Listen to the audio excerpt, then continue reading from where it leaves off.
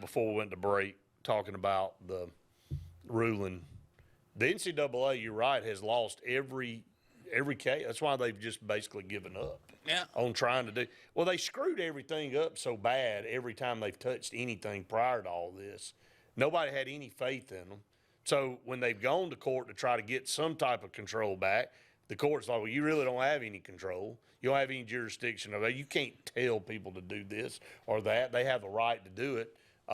So now you've just got a governing body that really is not useful for anything.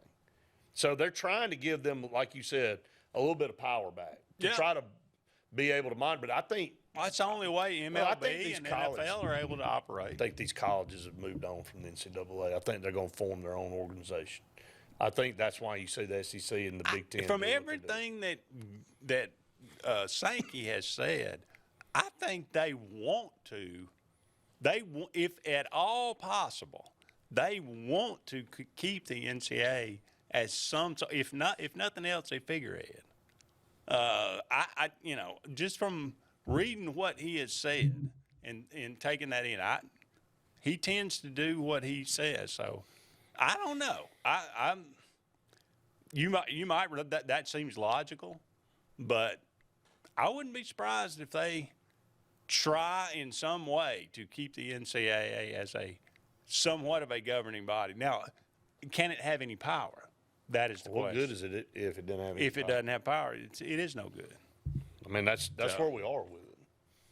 Well, if this kind of legislation could pass, if they could get some kind of antitrust, I'd like to look into it a little bit further to see if there's some major support for this bill in Congress. Yeah.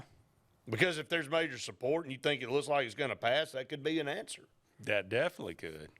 Protection from all the lawsuits, that changes. I said this months ago, and I think all of you basically said it in some form or fashion. Every organization and every group has to have some type of rules and regulations to run in an organized fashion. And if you don't like the rules and regulations, you have the freedom to get out.